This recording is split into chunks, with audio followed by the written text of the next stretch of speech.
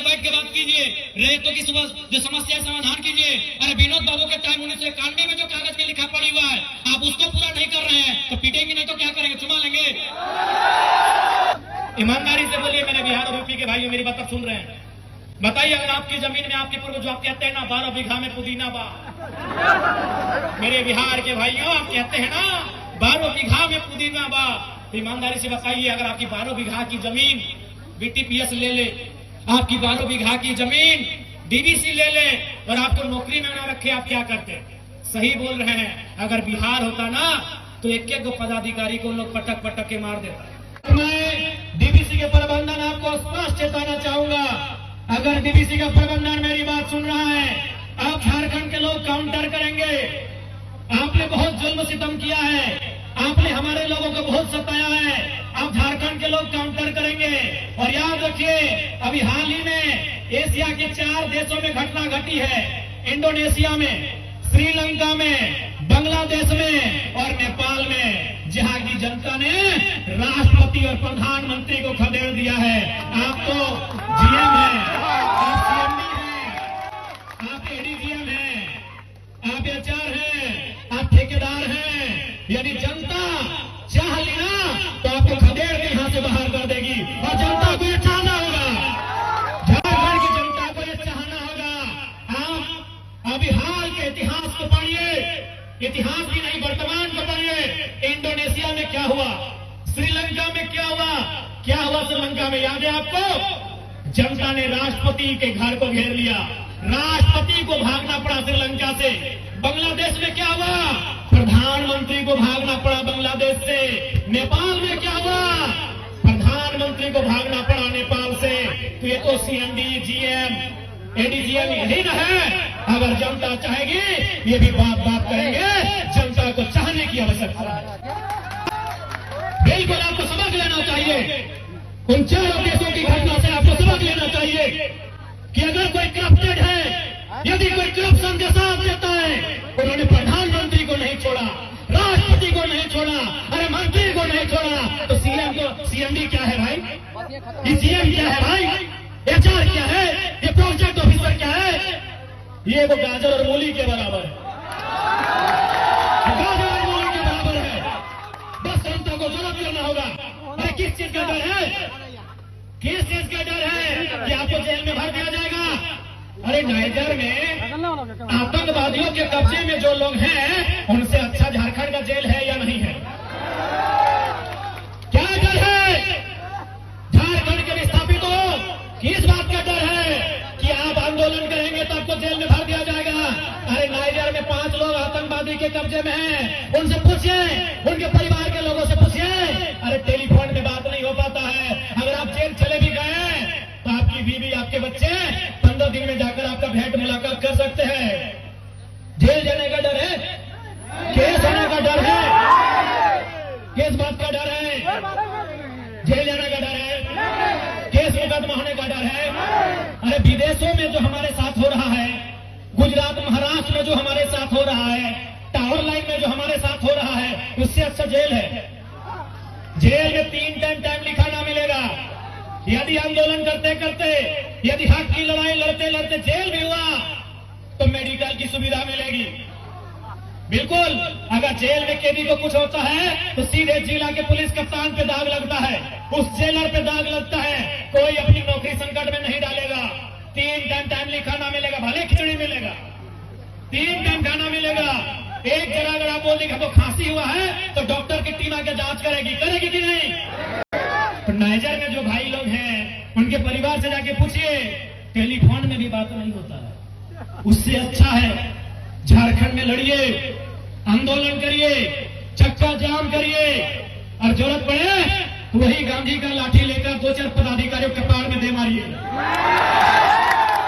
लाठी मारने से भी ज्यादा बड़ा केस नहीं होता है। वहां विदेश जाने से अच्छा है अपने राज्य में लड़ना सीखो। जमीन तुम्हारी, खेत तुम्हारा, गांव तुम्हारे, और बिलाती बाबू लोग आंख दिखा के शोषण और शासन करेगा, ये बर्दाश्त की बाहर है। आज अभी हमारे बड़ी उपाध्यक्ष जी ने चर्चा किया, लालचंद महतो, आज 10 दिन हो गया उनका डेड बॉडी का। दुबई में उनका डेथ हुआ है। कहां? दुबई में। आज 10वां दिन हो गया। लगातार हम प्रयास कर रहे हैं, कभी राज्यपाल महोदय से बात कर रहे हैं, कभी श्रम नियोजन मंत्री जी से बात कर रहे हैं, तो कभी जो प्रवासी विभाग है, तो कभी भारत की एम्बेसी से बात कर रहे हैं। लगातार हम लोग प्रयास कर रहे हैं, लेकिन आज भी 10 दिन बीत चुका है। 10 दिन हो चुका है। वो कहां मरा है? दुबई में। दुबई कहां है? आपको भी मालूम है। 7 समुद्र पार किधर है? आपको भी मालूम है। कितना दूर है? आपको भी मालूम है। यानी मरने के बाद हमारा मृत शरीर भी इंतजार में रहता है कि कब अपनी गांव की मिट्टी में जाना नसीब होगा।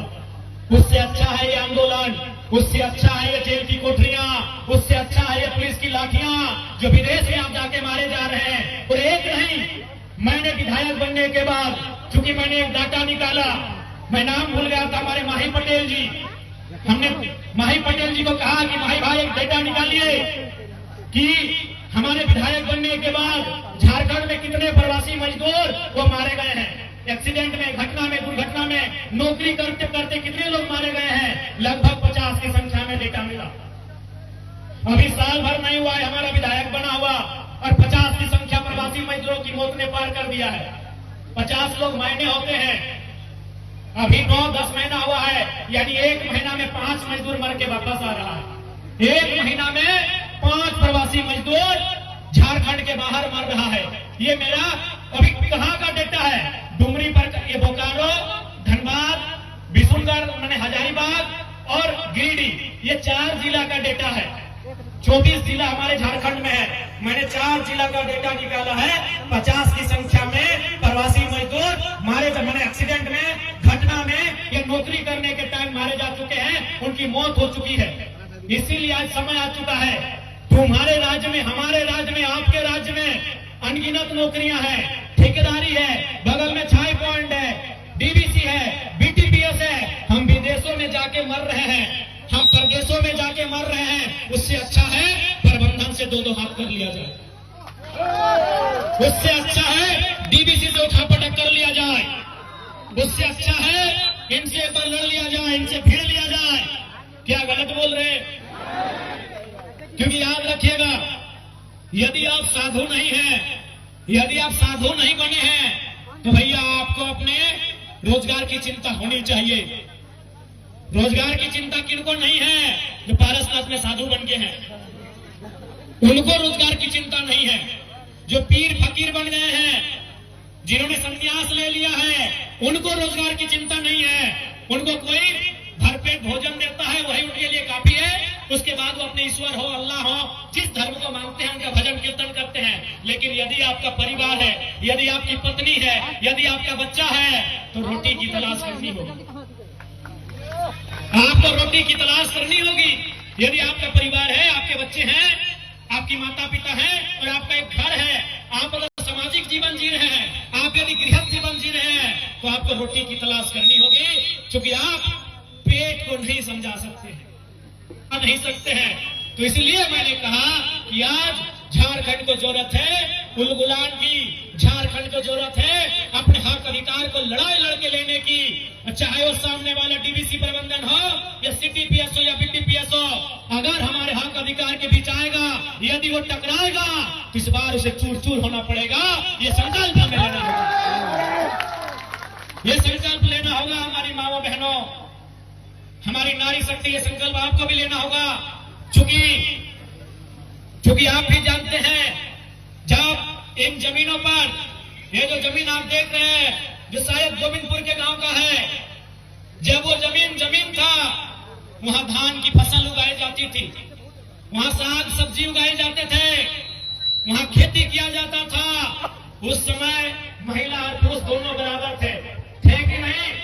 अगर मर्द समाज, यदि पुरुष समाज हल चलाने का काम करता था, तो महिला समाज रोपने का काम करती थी।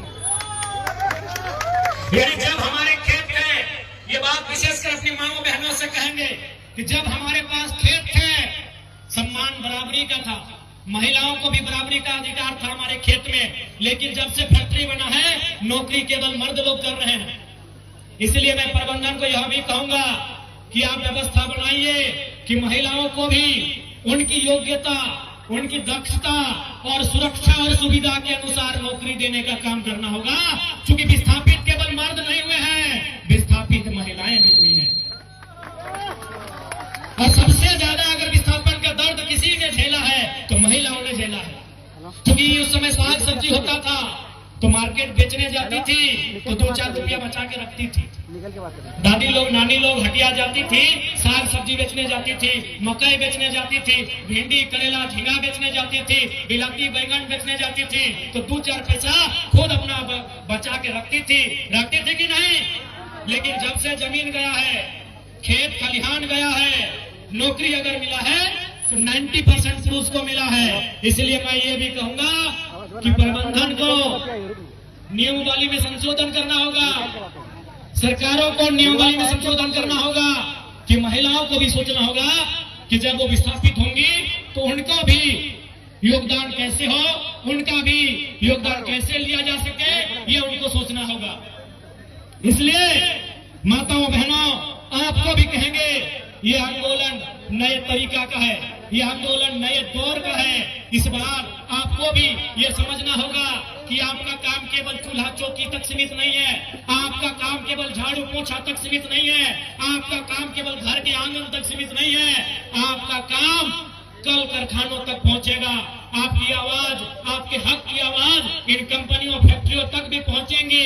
आपको भी वहां अधिकार मिले, ये लड़ाई भी लड़ेंगे, विस्थापितों को अधिकार मिले, वो लड़ाई भी लड़ी जाएगी।